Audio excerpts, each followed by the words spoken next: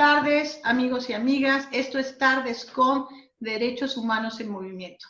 En esta ocasión tenemos la compañía de un invitado muy especial, Hermes Díaz Ceniceros, un amigo y compañero de causas y luchas por los derechos humanos y los derechos culturales, que esa es pues su pasión, y la verdad se ha dedicado mucho tiempo a esto, ya lo verán. Y bueno, tenemos como 6 años de conocernos. Ahorita Hermes me acaba de aclarar que son 7, fíjense nada más. Pero, pues, sin más preámbulo, yo prefiero que él mismo se presente. ¿Quién eres, Hermes? ¿Quién soy? Ay, está complicada la respuesta, todavía no lo sé. Pero, pues por el nombre, Hermes Iván Díaz Ceniceros, vivo en Sonora, en Hermosillo, Sonora. Y como ya dices, pues he trabajado mucho con la cuestión de derechos culturales y más en específico con en la promoción y en el fomento a la lectura y la promoción de autores sonorenses. Más recientemente, pues he estado trabajando en algo que se llama el Reto Lector Sonorense, que es un proyecto que ahora con la nueva forma de financiamiento que se tiene en Sonora de Eficaz, que es un estímulo fiscal para la cultura y las artes de Sonora, que pues fue una propuesta ciudadana que del año antepasado, en un ejercicio que hubo en Hermosillo por parte de la diputada del Movimiento Ciudadano, María Dolores del Río, y bueno, en el cual pues antes de que continúes, porque quisiéramos conocer muchísimo más del proyecto, pero esto surge por una causa. A mí me gustaría saber, bueno, porque el INEGI dice, la última encuesta, dijo que bajó 10 puntos las personas que leen en este país. Y concretamente lo señala que los entrevistados de esta encuesta dijeron o que no tenían tiempo para leer o que no les interesaba leer. En tu opinión, ¿a qué se debió esta situación? Que supongo por eso se dio esta política o este financiamiento, no lo sé. Cuéntanos. A ver, varios factores. También hay que tomar en cuenta, por ejemplo, en Sonora se sacó un estudio de qué tanto se lee o le gusta la lectura. Y hay datos muy interesantes. Uno de ellos es que de las personas que leen, más del 70% le gusta compartir y hablar de lo que leen con otras personas. La lectura nos sirve para compartir historias y para compartir experiencias. Y mucho tiene que ver que ahora la lectura compite también con otras modalidades de contarnos historias y transmitirnos historias, que son la televisión y el cine. A la gente le gusta tener acceso a estas formas de llamarlo entretenimiento, pero también es un acceso a la cultura. El cine es un acceso a la cultura, la televisión, las buenas series de televisión que no ha comentado, por ejemplo, Dark, es una serie de Netflix, pero que te pone a reflexionar sobre el tiempo, el ser, es casi un tratado de filosofía la serie en sí, pues. Entonces, también compiten con eso. Sin embargo, también las televisiones y muchos medios de comunicación y el cine comercial juegan un papel también para alejar a las personas de la literatura.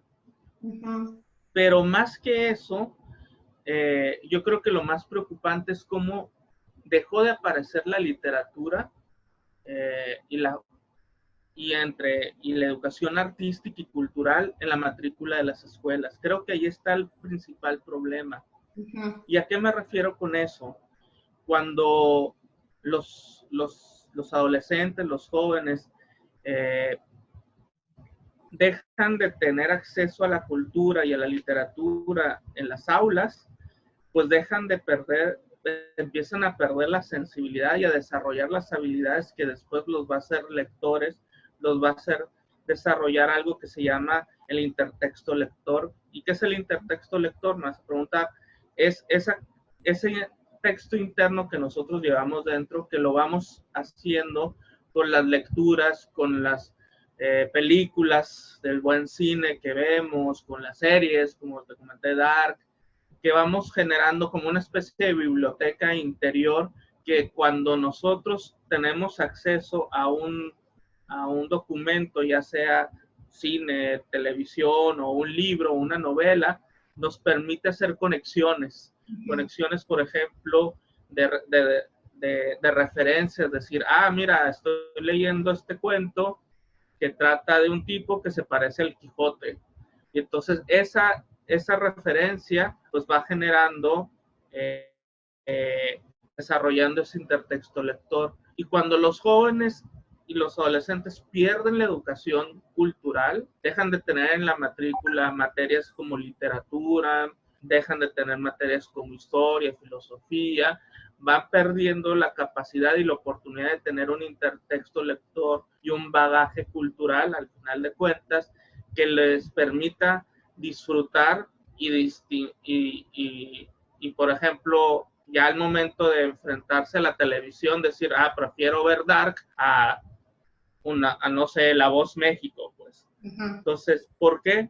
Porque un cerebro o un individuo que ha estado, pues que tiene este bagaje cultural, pues va a encontrar más placer o va a encontrar más cosas con que identificarse o referencias para interpretar una serie compleja como Dark, a nada más entretenerse con algo vago y vulgar como La Voz México. Pues. Sí, no. Y una cosa, ahorita sí me gustaría comentar que hay muchas series y de dónde escoger, ¿no? Ya no estamos como en los años 80, en donde estaban las telenovelas horribles y tenías programas de muy baja calidad. Ahorita, gracias a la tecnología, puedes acceder a muchísimas cosas. Pero sin embargo, yo quisiera abundar más este proyecto tuyo que nos estás comentando del reto lector. Yo lo he visto muchísimo más palpable ahorita, durante el COVID. ¿Qué es lo que qué estás haciendo? ¿Cómo se está haciendo esto a partir de que ustedes tuvieron este financiamiento? Y ahora, en la pandemia. Ok.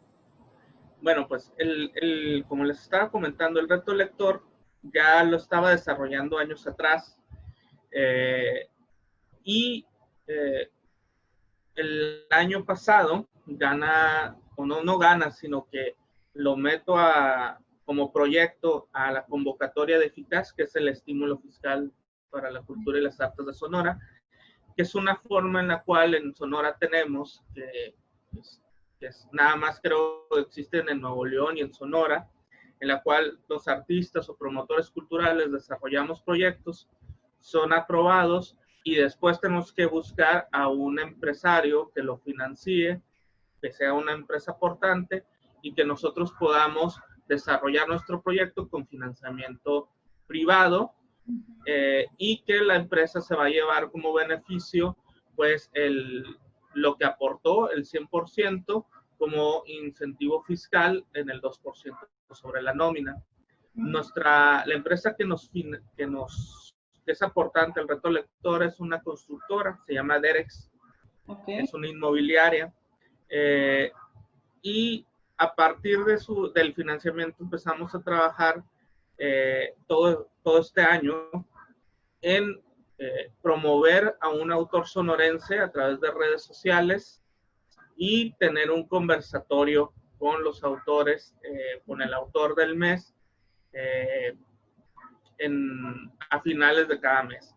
Previo, pues generamos materiales de video, o sea, un video de entrevista al autor y materiales gráficos para promover o ya sea un poema del autor o la autora, o por ejemplo reflexiones que se encuentren en su libro, en fin, materiales gráficos que nos ayuden a dar a conocer el trabajo del autor a través de redes sociales.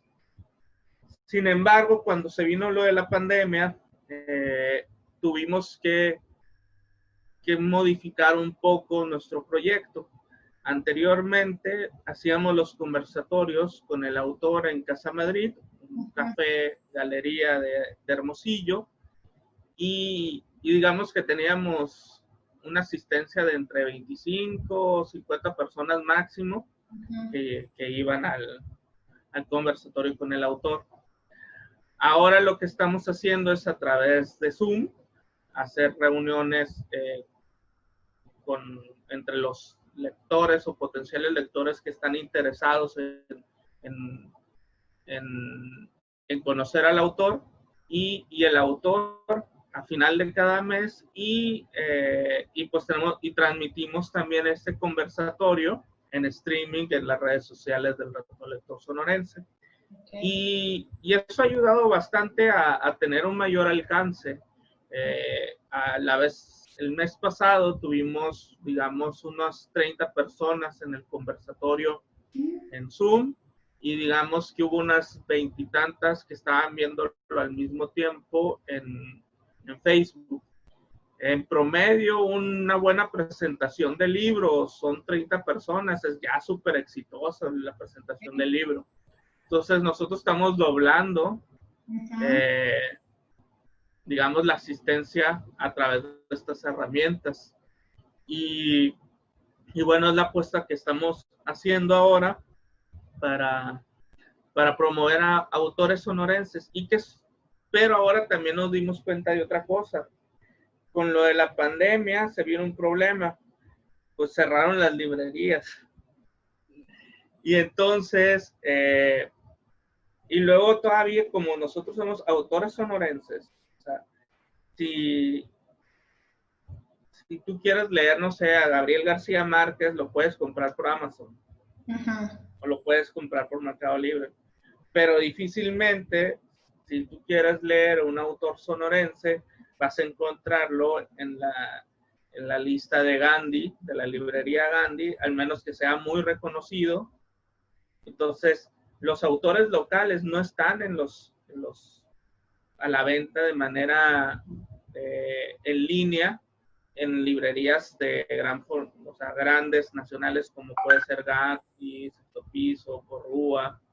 Entonces, nosotros decidimos hacer una librería digital en Hermosillo para los autores locales, para poder vender sus libros dentro de la ciudad y los tenemos también en la venta en Mercado Libre para que otras personas en otros estados puedan acceder a ellos.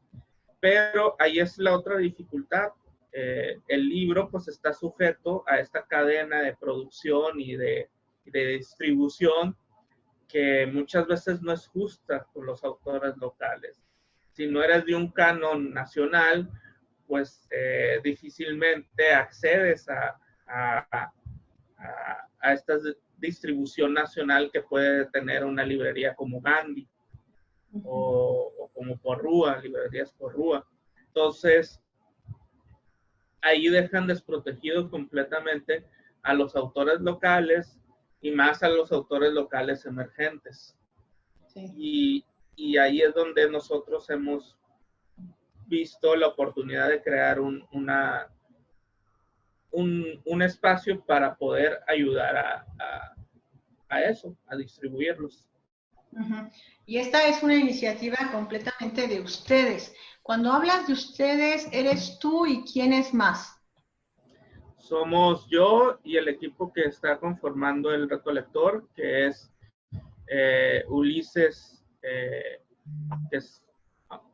Zaway, que es el técnico en la cuestión del streaming, Mónica Borgo, que es que nos ayuda en la cuestión del marketing, y Maneli Rochín, que nos ayuda en la parte de, pues ya la producción, en contactar muchas veces con los autores, en todo esto, y con la agenda de medios, porque esa es otra de las cosas. Lo que buscamos mucho también es tener presencia en medios de comunicación para poder pues dar a conocer en Sonora que existen autores sonorenses que son de calidad y que vale la pena promover su lectura. No, pues maravilloso. 4 personas han hecho esta gran idea una realidad. Y bueno, aquí va una pregunta que es de obligación. Esta iniciativa por ustedes ciudadana, ¿encaja o no encaja con las políticas culturales que existen ahorita? Y la segunda parte, ¿qué es lo que se debería de impulsar como políticas culturales, tanto locales y federales, frente a esta realidad y que ustedes pues pudieron verla como también un reto y al mismo tiempo una oportunidad para pues este gran obstáculo que tienen los autores, ¿no? Locales y emergentes. Está compleja la pregunta como la pones, porque Sí. fíjate, dentro de la pandemia nosotros hemos visto varias áreas de oportunidad. O sea, de entrada el proyecto en un principio estaba muy pensado en lo digital, digamos que era 70% digital, y cuando viene la pandemia fue así de, pues, que ya nos falta el 30, pues el 30, lo hacemos todo digital. Y parte de la pandemia ha hecho y ha obligado a las instituciones culturales a voltear a ver hacia la creación de contenidos de este tipo como la única alternativa pues, posible en estos momentos. Y entonces han sacado convocatorias que nos han sido bastante atractivas, y pues que hemos participado y hemos agarrado bastantes de estas convocatorias. Entonces nosotros realmente hemos aprovechado la situación bastante bien. Sin embargo, ¿qué veo? Veo que todavía las instituciones no entienden para dónde tienen que ir. Y pongo un ejemplo, el ejemplo de Sonora. El Instituto Sonorense de Cultura, con lo de la pandemia, se tuvo que convertir en un medio digital para poder ser la herramienta por la cual los artistas, promotores culturales, pues puedan llegar a gente a través de sus redes sociales, de su página, y eso está bien. Pero una cosa es la institución cultural y otra cosa es tener un medio digital para eso. Sí. Y yo pienso, por ejemplo, como Conaculta tiene Tierra Adentro, el Instituto Sonorense de Cultura merece tener algo similar que sea también para que cumpla esa función, que sea un medio de comunicación digital, en el cual puedan pues puedan dar a conocer el trabajo de los artistas sonorenses. Y que pero eso implica que en el presupuesto venga todo lo que tenga que ver con un medio de comunicación digital, con esas características y de esa envergadura. Y también el dinero que se le va a pagar a los artistas, un monto o sea, de cuánto se le paga a los artistas que participan en las publicaciones y en los contenidos que se desarrollan en este posible medio de comunicación digital. Entonces, sí hay mucho de las instituciones que tienen que migrar a eso.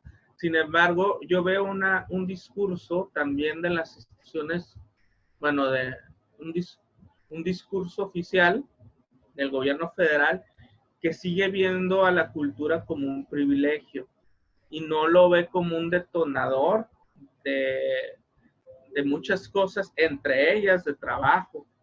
O sea, no lo ve como el detonador de una economía naranja. Y allí se me hace un problema muy grave porque, por ejemplo, esto del fomento de la lectura y de promoción de escritores.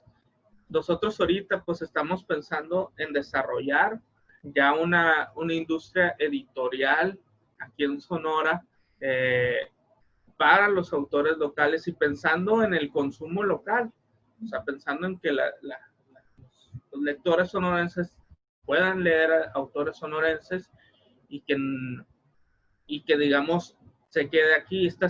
Con esto estaríamos generando economía naranja local, que en su momento puede también llegar a otras partes del país y otras partes del mundo. Y todavía se ve mucho las convocatorias de federales e incluso las estatales, también se siguen viendo con una visión de nada más ayudar al artista. O sea, el esquema, por ejemplo, de Eficaz, a mí me gusta más que las becas, porque me obliga a tener una responsabilidad con la empresa que me aporta, de rendirle cuentas, con la institución cultural, pero también me obliga a mí estar dado de alta en Hacienda, a tener ya una visión empresarial, pues, de decir, de pagar impuestos, de aprender de qué es el IVA, el ISR, el impuesto sobre la nómina, etcétera, etcétera. Y creo que eso es algo importante también para que los artistas dejen de vivir del gobierno, o sea, de tener como mecenas al gobierno, y sean más independientes y realmente desarrollen empresas culturales que los hagan ser autosustentables. Entonces, eso me parece que todavía el esquema y el sistema con el cual se ve la cultura en México no es así. Seguimos viendo la cultura como buscar al mecenas en el gobierno, y su mecenazgo va a depender de la visión que tengan. Y si tienen una visión muy neoliberal, va a ser, pues, el arte muy neoliberal. Y si tienen una visión nacionalista, pues van a buscar arte nacionalista. Y la gente se va a moldear, los artistas se van a moldear para caer bien y hacer lo que les ayude a ganar. Pero no se va a estar, o sea, acota mucho a los artistas y acota mucho a la creación. Y eso por un lado. Y por el otro, es también depender de coyunturas, pues. O sea, por ejemplo, en este momento el coronavirus, pues es una coyuntura que afecta a todo. Y los que estaban acostumbrados a cierto tipo de trabajo, pues están acotados. Y si tú desarrollas tu proyecto como una empresa cultural, pues vas moldeando tu empresa a las necesidades que hay. De ahí que nos fue a nosotros muy fácil trasladarnos rápidamente a lo digital, no perder tiempo. Y realmente lo más complicado que hemos estado teniendo ha sido la situación con la empresa, en el sentido de, pues, que ellos sí tienen recortes y se les afecta, y entonces la hora de poder, de que puedan pagar las aportaciones, se complicó, pero no nos complicó a nosotros el trabajo. Nosotros pudimos seguir adelante, y ahorita ya que se está volviendo la economía a lo que, digamos, a recuperar todo, pues ya todo se está volviendo a la, digamos, nueva normalidad, también en la cuestión de los flujos económicos. Ok. Bueno, y esta promoción que ustedes están haciendo para Sonora, pero no solamente me consta porque, bueno, este lunes tú mandaste precisamente el libro de la semana, se podría decir así, del autor local, y a mí me interesó mucho. Entonces, a mí no me quedaba claro cuando tú me dijiste que lo podía comprar en Mercado Libre. Dije, sí, pero yo te lo quiero comprar a ti, porque no piensas tú también, porque eres una persona común y corriente, y dices, no, o sea, yo no le quiero dar dinero a Mercado Libre o como ese intermediario, ¿no? Sino directamente al artista. Y ustedes lograron aprovechar esta parte de Mercado Libre para poder promocionar estas ventas de ese libro, y que al final es un apoyo económico para el autor, pero también es una gran aportación para mover la cultura, la lectura dentro, ¿no? Ajá. Sí, por ejemplo, si nosotros tenemos libros de autoras sonorenses que están en Mercado Libre, y lo que te permite Mercado Libre es ser el intermediario, pues. Te cobra una comisión, pero es poca. Y entonces aún queda ganancia, digamos, el autor se queda con su porcentaje y me queda ganancia a mí y Mercado Libre se lleva una partecita. Entonces, eso nos permite a nosotros no nada, o sea, yo por ejemplo puedo distribuir nada más en Hermosillo. Y por eso pongo ahí digamos en el flyer. En Hermosillo, entrega gratuita. Y a los de fuera, pues ahí les va el Mercado Libre. Sí. Porque es la opción que hay. Sí, pero puede llegar a la Ciudad de México, puede llegar a Yucatán. Exacto. Ya hemos mandado libros, por ejemplo, de un libro de los Guarijíos al Estado de México. Enviamos una novela a San Luis Potosí. Hemos estado enviando libros a otras partes del país con Mercado Libre y pues ahí va.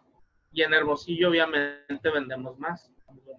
No, se nota muy bien. Además, es un proyecto muy innovador y que creo que da mucha esperanza ahorita en este momento para los escritores, pero que también podría funcionar para otros artistas, para dar a conocer su obra, ¿no? Sí, la idea más adelante es ir ampliando todo esto. Ahorita nosotros nos hemos enfocado nada más en la promoción en el fomento de la lectura y en la promoción de autores sonorenses, que es en lo que se enfocó el reto lector sonorense.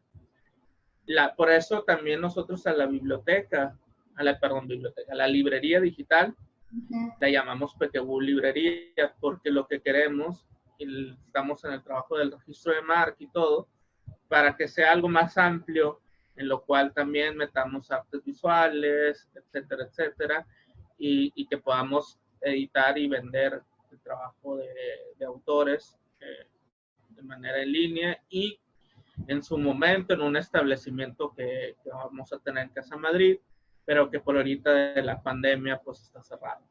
Okay. Bueno, sí, pero hay que continuar con esto. Fíjate que yo tenía todo un conflicto existencial que además le estaba compartiendo a Fer hace unos días, que tengo muchos libros también, bueno, lo que sobra en mi casa creo que son libros, faltarán otras cosas, pero libros, ve, ahí están atrás y ahí a los lados y demás. Pero yo dije, bueno, quiero compartir algunos libros, ¿no? Y las bibliotecas están cerradas. Entonces, alguien me compartió que podríamos poner como en una bolsita el libro que se estaba haciendo en Argentina ese proyecto y que lo colgaban de un árbol que decía léelo y después compártelo con otra persona. Y me pareció muy interesante. Y lo pensé, dije, a ver, voy a empezar como aquí en mi colonia y voy a compartir, por ejemplo, El Príncipe de Maquiavelo, a ver quién lo recoge, ¿no? A ver qué pasa, ¿no? Y esa es otra de las iniciativas que han hecho los ciudadanos, no aquí, pero sí en otras partes de este mundo, ¿no? Sí, de hecho, fíjate, cuando mencionabas ahorita los datos estos de que la gente no lee y todo eso, yo algo que me llevé muy de sorpresa cuando inicié el proyecto del reto lector fue empezar porque lo empecé a publicar en mi columna, en Proyecto Puente y en varias plataformas, pues gente que llegaba y me decía, no, pues nosotros también estamos haciendo cosas. Y, por ejemplo, hay un club del libro de Hermosillo que de hecho la empresaria, que es la CEO de Derex, es parte de ese club del libro de Hermosillo y por eso aporta el reto lector como empresaria. Que hacen colectas de libros y donaciones de libros a bibliotecas escolares y aparte pues ahora también se están animando e incluso recomiendan libros también en Proyecto Puente porque se hizo un espacio en los miércoles de recomendaciones de libros donde también participa el reto lector y participa el club del libro de Hermosillo y entonces estas mujeres que son mujeres todas o la mayoría, pues recomiendan un libro cada miércoles, o un miércoles ellos y luego yo otro miércoles recomiendo un libro, pero es parte de lo que hay en esto. Y también lo que mencionabas, esa historia de colgar el libro en una bolsita. Acá hay un proyectito que hizo una chava en una colonia que se llama Las Bugambilias, donde en un parque puso como una mini librería, una casetita de madera, y ahí pone ahí para que la gente, con libros, para que la gente pueda llevarse los libros y dejar otros libros, para que la gente comparte las lecturas sin tener que ver, sino que, este libro ya lo leí, lo llevo acá y lo comparto. Pues hay muchas formas. Incluso nosotros teníamos una idea de hacer como bazares y formas de hacer encuentros, no nada más con el autor, sino entre los mismos lectores y compartir libros, pues, en Casa Madrid, pero vino lo de la pandemia y pues ya todo eso se canceló. Pero hay muchas formas de tener librerías o más bien bibliotecas que permitan el intercambio de libros. Al final, cuando uno los lee y los deja guardados, pues a veces sirven de consulta, pero otras veces no los vuelves a tocar. Y el libro necesita ser leído, pues. Entonces, hay que ponerlo en espacios donde se pueda compartir. Completamente de acuerdo. Y ahorita Marifer va con su sección. No te cuento más, ella te va a decir de qué se trata. Hola Hermes, buenas tardes. Hola. Pues mira, queremos que nos digas en una palabra lo que piensas cuando escuchas libertad. Ay, en una palabra, no sé, libertad. Es el reto. Es el reto de ahora. Uy. Se me viene la frase de Spider-Man. No sé por qué, pero es la de... Pero la de... ¿Cómo se llama? Con un... ¿Detrás de algún poder hay una gran responsabilidad o cuál? Esa. La libertad pues también implica tener responsabilidad. Entonces, en tu uso. Ok. Derechos humanos. Derechos humanos. Uy. Pues lo veo como el horizonte. Okay. Cultura. Lo que siempre hay que buscar. ¿Qué busca? Como la utopía del horizonte que siempre hay que... Caminar. Sí. Bien. Cultura. Un derecho de todos. Justicia. Y ese es otro horizonte en este país. Democracia. Democracia, se me viene el concepto de la teoría del caos, no sé por qué. Es caótica la democracia porque nadie piensa igual. Y al final nos tenemos que ajustar a eso. Bien. Y por último, ciudadanía. Uy, también como responsabilidad. O sea, la diferencia entre ser un habitante y un ciudadano es la responsabilidad de participar. Muy bien. Muchas gracias. Retomando esto último de la ciudadanía, que somos responsables de participar. Aquí tú estás haciendo en Sonora un proyecto, yo es lo que veo, en donde estás generando esa participación de la gente, de los jóvenes, de los adultos, no importa la edad. Entonces, ¿qué es lo que tú recomendarías a quienes están escuchándonos para promover la lectura a cualquier edad? No importa la edad de la persona. La cosa es que ese libro sea leído. Fíjate, acá hay una chavita que tiene un proyecto que se llama Mi Libro MX. Y una vez que que en un encuentro de escritores y con lectores que hay acá, ella confesó, dijo, yo inicié mi libro MX, se llama su proyecto, eh, porque necesitaba compartir con alguien la lectura, porque leía y decía, ay, ¿con quién hablo de esto? Y entonces hizo un club de libros para leer, decirle a sus amigos, güey, por qué le gustaba Harry Potter con tú. O sea, por qué disfrutó la lectura de algo. La, la, la lectura se goza, pero es un gozo que se comparte. Sí. Entonces, si no socializas el gozo de la lectura, pues es como que lo leíste a medias. Porque incluso tu lectura, la lectura que tiene uno de un libro, es una de las miles posibles o millones de miles posibles que pueda haber. Entonces, siempre hay que socializar la lectura, entendiendo que cada cabeza es un mundo y cada cabeza lo va a interpretar de maneras diferentes, pero en eso está la riqueza de compartir y socializar lo que se lee. Sí, y también cuando lees un libro, ahorita me estoy acordando de un libro que a mí me marcó muchísimo, que se llama Desiré, de Ana María Esenco. Es una novela histórica. Estaba en secundaria.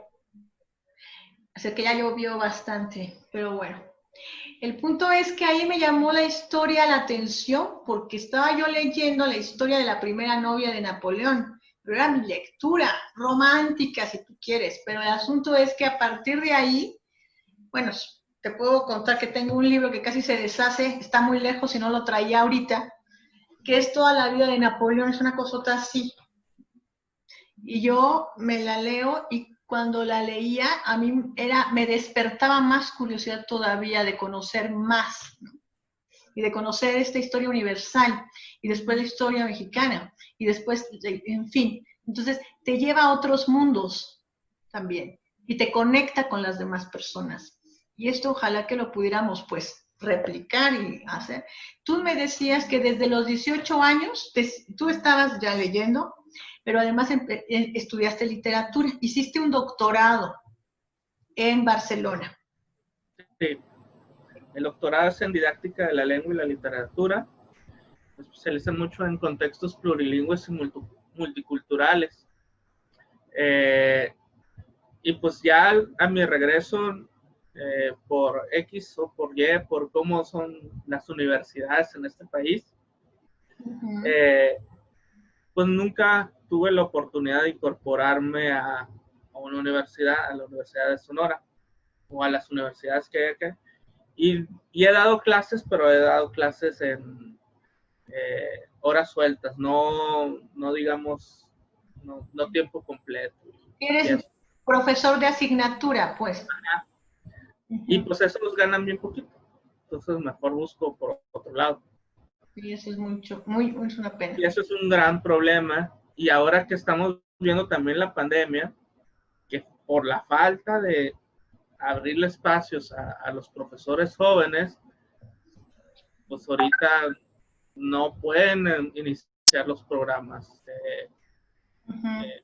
porque pues no están capacitados algunos maestros en utilizar la tecnología o cosas así. Entonces, la planta pues queda anquilosada. Pero esto lo comento porque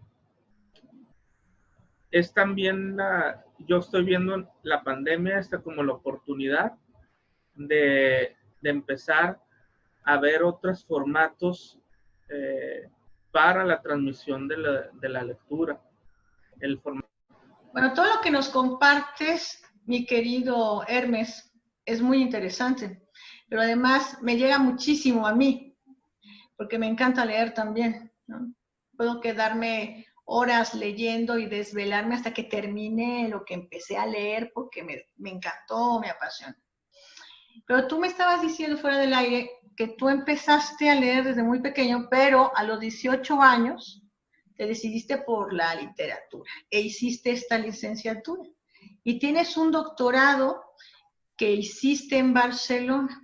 ¿Nos puedes comentar, por favor, qué doctorado fue este? Y después, cuando regresaste a México, ¿cómo empezaste tú a continuar compartiendo todos esos conocimientos que adquiriste? Bueno, el doctorado que hice fue en la Universidad de Barcelona en didáctica de la lengua y la literatura en contextos plurilingües y multiculturales. Entonces, mira, esa área la desarrollaron mucho en la Universidad de Barcelona por la situación del contexto lingüístico que tiene.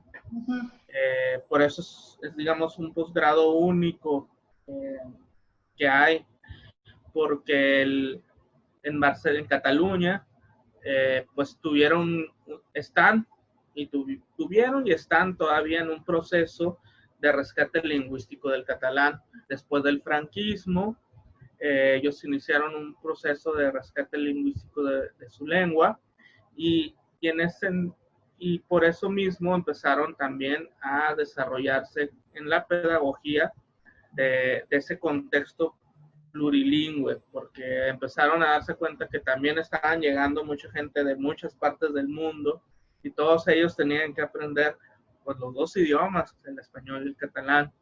Entonces, ese contexto plurilingüe, multicultural, que es un contexto al cual todas las sociedades nos estamos enfrentando, aunque unas con unos contextos y otros con otros. En nuestro país el contexto es el de las lenguas indígenas, de no, pues las reconocemos y decimos que son lenguas, pero las tenemos aisladas, no son parte, no las contemplamos como parte de nuestra cultura realmente, porque, por ejemplo, en las escuelas de cualquier niño, pues no llevan clases de náhuatl, o de yaqui, o de comcac, en los casos del norte. Y eso, pues, de alguna manera, hace que nada más las lenguas indígenas, si se dan en un aula, sean en las aulas de los pueblos indígenas. Sí. Y a la gente común, pues realmente no tiene el acceso a eso, no tenemos el acceso a eso. Entonces, y cuando empiezan a recortar la matrícula de la cultura, en vez de ampliarla, porque nuestro país exige que la ampliemos porque tenemos un país diverso, pues que terminan convirtiéndose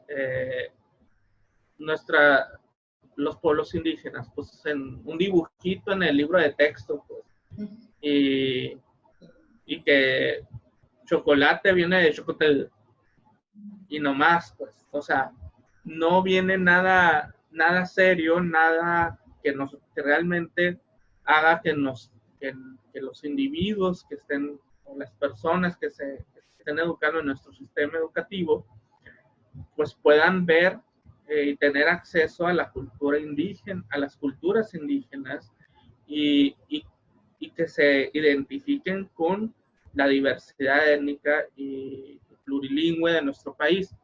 Entonces, lo comento todo esto porque cuando yo regreso de España, después de haber hecho el doctorado allá, pues me topo con esto, que realmente al sistema, tanto en las universidades como el sistema educativo, pues no le importa. El fomento de la lectura, no le importa la diversidad,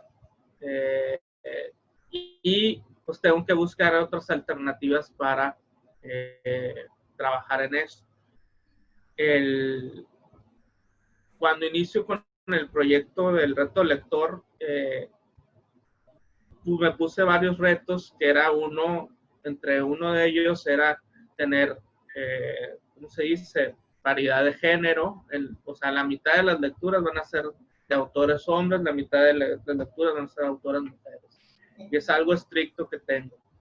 Y como ya la selección de los textos la hago con los mismos autores que han participado en un año, entonces los obligo a pensar de esa forma, paridad y paridad.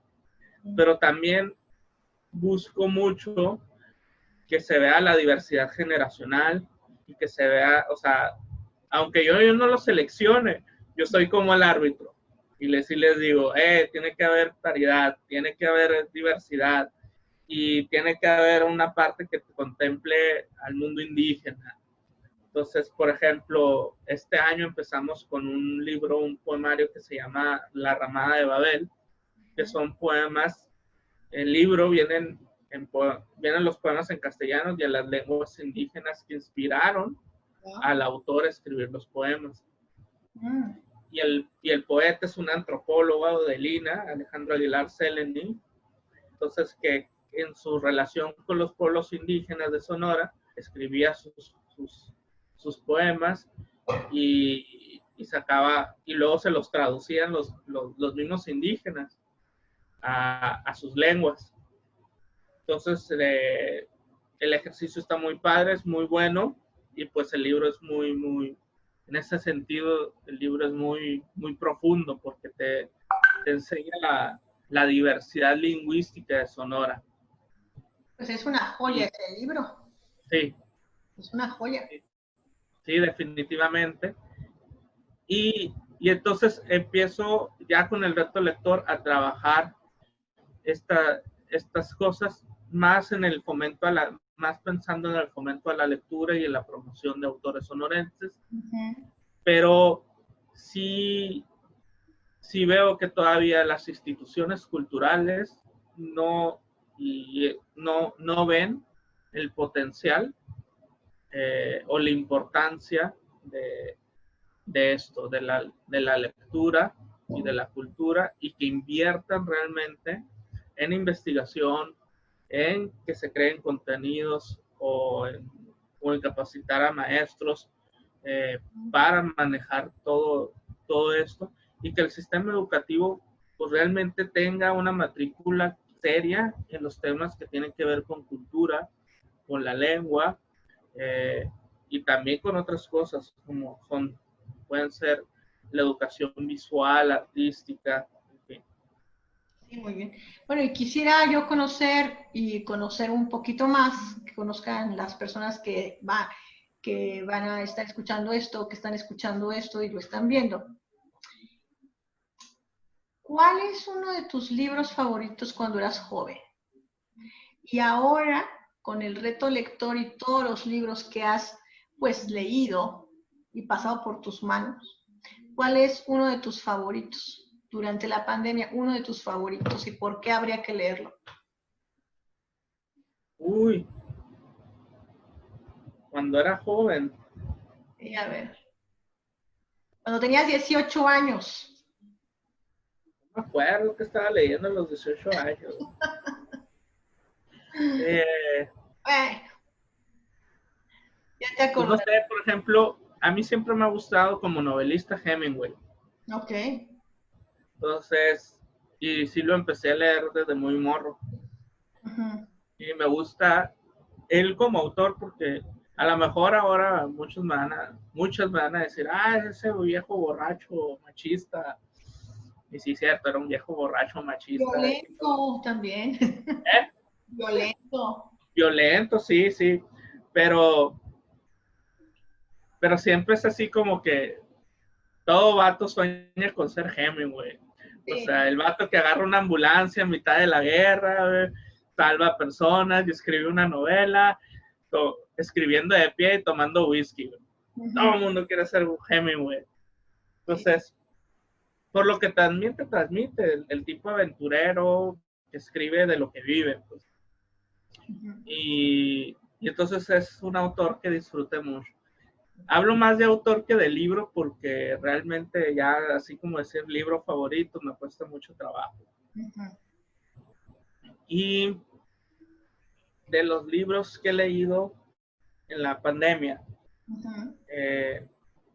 bueno, te hablé de este libro de poemas de Alejandro Aguilar, pero este lo leí en enero. Todavía no llegaba la pandemia. Todavía no llegaba. Ya encerrados, leí uno de un diario de un noruego, que es el diario, se me olvidó el nombre, pero él estuvo encerrado porque estuvo encerrado en la Noruega ocupada por los nazis. Y entonces él era periodista, era el periodista de la resistencia y que tenía los periódicos de la resistencia y todo eso. Entonces, cuando lo encierran, escribió un diario y lo esconde, y al final lo encuentran, ya que desocuparon a los nazis, encuentran el diario de este hombre, y está muy interesante porque hay dos periodos, uno que es cuando estaba totalmente aislado, y luego cuando lo ponían a convivir con las personas. Okay. Y cuando estaba aislado, el vato estaba así de que, ay, Diosito, no sé cuánto. Pero después, en la misma reflexión de ay, Diosito y todo eso, se da cuenta que Diosito no existe, que lo que existe son los nazis que lo quieren matar y ya. Y entonces, pero él era católico, entonces era así como que se quería agarrar del catolicismo para tener algo de dónde agarrarse. Y al final la realidad lo rebasaba siempre. Y entonces, y luego la parte donde era cuando tenía que convivir con los otros reos, y era así de que yo no aguanto a fulano y fulano me vio feo y todo eso. Entonces alcanzas a ver al individuo tanto en el aislamiento total como en la convivencia forzada. Y me agradó bastante durante la pandemia porque era así como, a ver qué reflexiona un tipo que realmente lo tienen totalmente aislado, porque nunca hemos estado totalmente aislados nosotros. Ojalá. No, por favor, ya no aguantamos la media aislación, ¿verdad, Fer? Bueno, pues francamente creo que se ve en este autor noruego todos sus claros oscuros, ¿no? A veces más oscuros que claros. Y el otro que leí, que sí es de un sonorense, el reto lector sonorense, es un libro de crónicas que se llama Matar, de Carlos Sánchez, que lo acaban de sacar en Procesos, sacaron una tercera edición de este libro, muy buena. Y estos libros son, las crónicas las recoge Carlos en el Centro Penitenciario de Hermosillo, pero es el Centro Penitenciario de Menores Infractores. Entonces son historias de niños, de adolescentes que mataron.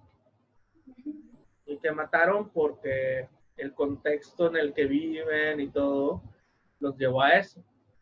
O no los llevó, pero fueron el caldo de cultivo en el cual ellos cometieron sus crímenes, sus asesinatos, y del cual también se nutrieron para hacerlo. Entonces, está muy interesante porque no juzga a los menores infractores el autor, sino que te expone tal cual con sus palabras, sus historias de vida. Y ahí tú vas viendo cómo la violencia sistémica pues es ese caldo de cultivo en el cual ellos cometen eso, y las reflexiones que alcanzan a hacer desde la cárcel, desde saber que están cumpliendo una pena en un aislamiento forzado, privados de su libertad por haber asesinado a alguien. Entonces, ese es otro libro que se lo recomiendo mucho. ¿Llevas la cuenta de cuántos libros has leído en la pandemia? No. Ok, yo tampoco la llevaría mejor. Y bueno, pasando a otra cosa, quisiera que conocieran nuestros amigos y amigas que nos ven y nos escuchan, más personal tuyo. Ahora en la pandemia hubo una crisis de cerveza también por allá en Sonora. Cerraron todo. Pero ¿cuál es tu bebida favorita? ¿La cerveza, el té, el café, el vino? Yo, la cerveza. Entonces sufriste demasiado. No. Ah, ok. No, porque a mí me gusta mucho la cerveza artesanal. Ajá. Y, y no, y la verdad, la cerveza sí ya de, me voy a escuchar muy sangrón, pero la cerveza del expendio ya se me hace de muy mala calidad y le evito. Okay. Y entonces hay pues aquí es, fíjate lo que hicieron estos tipos. Es una marca que se llama Bukibichi, que hacen cerveza artesanal, pero sus locales están como restaurant bar. Y entonces entraban dentro del giro de, de que todos podían estar abiertos. Y ellos tienen un sistema de que tú compras tu growler y vas y te lo rellenan. Si no contaminas y todo. Entonces yo tengo mi growler y una vez a la semana voy y relleno mi cerveza acá y cuando hago el mandado paso por ahí, me lo rellenan y ya. Y entonces yo veía a todos los borrachos así de haciendo cola y decía, ay, tan fácil que es ir al Bukibiche que te rellenen tu growler, pero no, quieren tomar Tecate. Pues. Pero aparte de eso, eso por ese lado, la cuestión de la cerveza no fue así como que, es cómo se consume, porque al final una cerveza no es el problema, es la necesidad de emborracharte, pues, y la necesidad de emborracharte para escaparte de tu realidad. Y ahí es donde incluso yo en el reto lector hemos sacado varias así como frasecitas, así de que en vez de andarte emborrachando, ponte a leer y cosas así. ¿Y por qué? Porque en esto sí estoy convencido.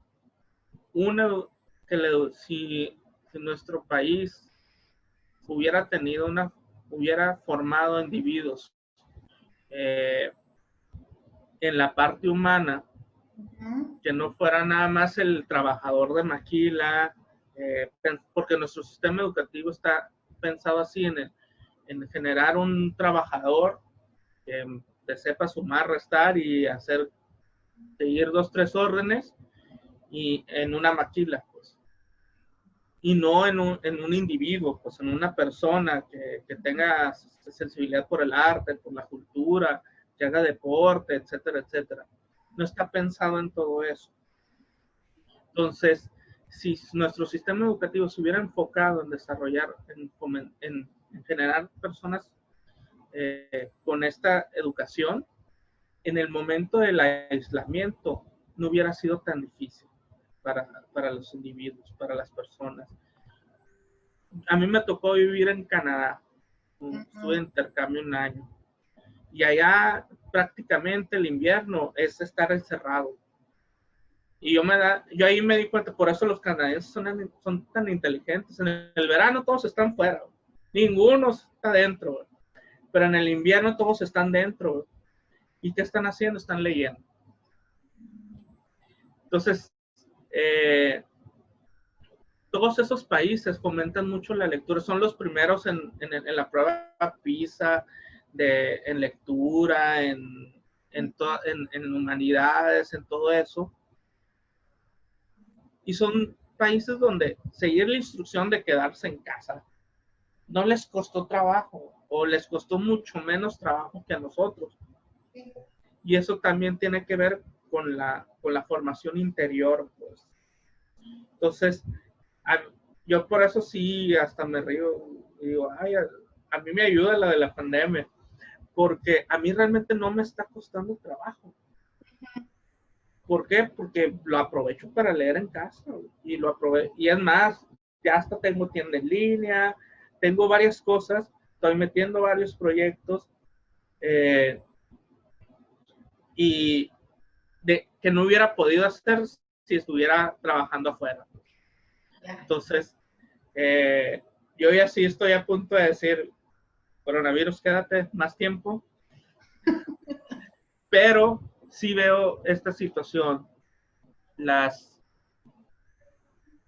es urgente que también ahorita con la crisis que el sistema educativo está teniendo, empiece a ver no nada más la parte digital, sino el desarrollo humano de los individuos, en crear contenidos y una matrícula que valore la lectura, que valore la educación cultural, las humanidades, porque esas son la clave para que las personas después puedan seguir instrucciones de este tipo, entender y ser sensibles a una situación como la que se está viviendo. Y también la parte de la educación deportiva, pues, o sea, el deporte lo dejan tirado y, por ejemplo, aquí en Sonora se murió un taekwondoísta que es entrenador y eso ha mostrado que que a los entrenadores los tienen abandonados, los tienen completamente con sueldos muy bajos, etcétera, etcétera, cuando realmente el deporte tiene que estar enfocado en los entrenadores que son los que generan deportistas, pero también que fomentan el deporte, pues. Igual en la cuestión de la cultura, la promoción de la cultura, de la lectura, el fomento de la lectura, no puede ser que los programas de fomento de la lectura sean por voluntad de las personas que lo estén haciendo, les tienen que pagar. O sea, por ejemplo, yo he visto que los programas nacionales, estos de fomento a la lectura, prácticamente les están pidiendo a los promotores, a los de salas de lectura, que se vean como héroes de la patria y no sé qué y no sé cuánto, trabajando gratis. Y cuando realmente lo que tienen que es pagarles, capacitarlos, darles más herramientas para que puedan llegar a más personas. Entonces, mientras se vea la cultura y al deporte como entretenimiento y no como parte integral de la formación humana de las personas de este país, pues no vamos a poder tener personas sanas que puedan quedarse en casa en una pandemia. Así de fácil. Sí, porque no... Sí, perdón, Hermes. Sí, y que puedan, y que no busquen las formas de escape, como puede ser el emborracharse, o puede ser cualquier otro tipo de actividad que los pueda exponer, o masivas. Entonces, ahí yo veo la oportunidad de que se cambie el chip. Lo que no veo es que no veo como que le estén dando ese norte todavía. Sí, no sé si se lo den, realmente yo no lo veo.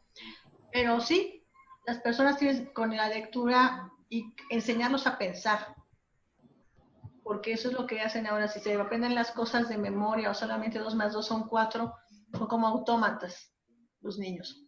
Y hay que enseñarlos a pensar y a ser sensibles. Y Fer, ¿tienes por ahí alguna pregunta? Sí, tengo 2. Hermes, si pudieras pedir un deseo y que se te concediera en este momento, ¿cuál sería?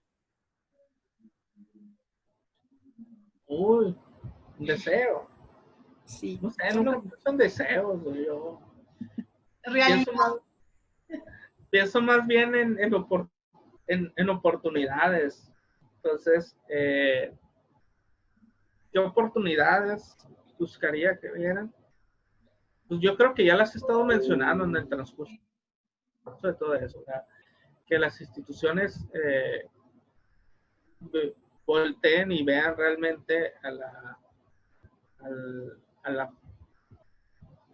la formación humana, a las humanidades, a la cultura, como algo serio que merece estar en la matrícula y no merece con una clase, sino tener algo muy integral y que la inversión en fomento a la lectura no sea algo marginal, sino que sea pensado en que es un detonador de la economía naranja, de empresas culturales, de empresas editoriales, que al final trabajan en el desarrollo humano de las personas. Muy bien. Y por último, ¿cómo te ves en 10 años? No sé, en 10 años yo creo que voy a ser un viejito cascarrabias. Ah, no, porque soy chavorruco todavía. Ya voy a ser ruco.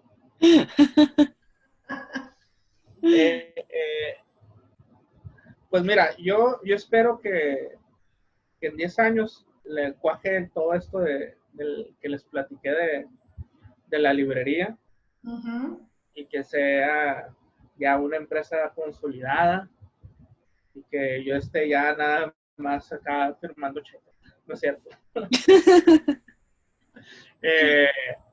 No, pues seguir trabajando en eso, en lo que he estado haciendo y a lo mejor más de tiempo completo, porque si yo veo que eso se consolida, pues ya dejaría de hacer otras actividades para dedicarme al 100% a una empresa que espero que para entonces, en 10 años, ya incluso generen empleos y trabajo para la gente que sale de, por ejemplo, de escuelas de literatura, que si no es dando clases, no hay trabajo.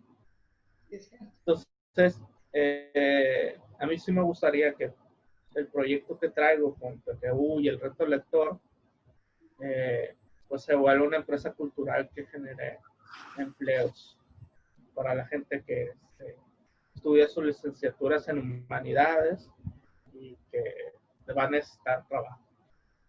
Wow, muy bien. Pues muchísimas gracias, querido Hermes, por esta entrevista que ha sido de verdad como aire fresco, de verdad.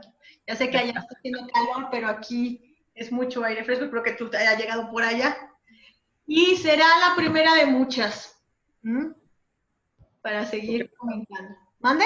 ¿Por qué tantas? No sé, se me está ocurriendo muchas cosas que hacer contigo, ya verás. Bueno, pues muchas gracias, amigos y amigas. Esto es todo por hoy. Nos vemos el próximo jueves en Tardes con DDH en Movimiento. Hasta luego. Gracias.